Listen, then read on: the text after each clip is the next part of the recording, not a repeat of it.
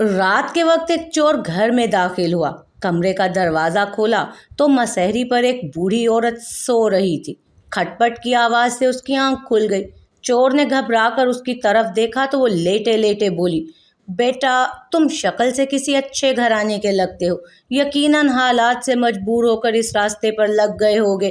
چلو کوئی بات نہیں، الماری کے تیسرے خانے میں ایک تجوری ہے، اس میں سارا مال ہے، تم خاموشی سے وہ لے جانا، مگر پہلے میرے پاس آ کر بیٹھو، میں نے ابھی ابھی ایک خواب دیکھا ہے، وہ سن کر ذرا مجھے اس کی تعبیر تو بتا دو۔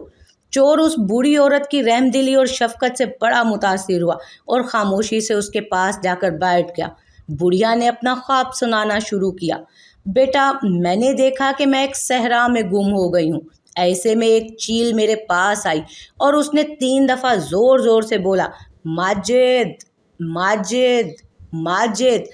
بس پھر خواب ختم ہو گیا اور میری آنکھ کھل گئی۔ ذرا بتاؤ تو کہ اس کی کیا تعبیر ہوئی؟ چور سوچ میں پڑ گیا۔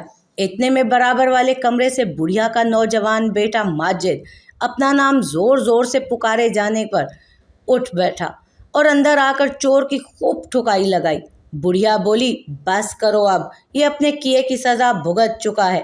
چور فوراً بولا، نہیں نہیں، مارو مجھے اور مارو، تاکہ مجھے آئندہ یاد رہے کہ میں چور ہوں، خوابوں کی تعبیر بتانے والا نہیں۔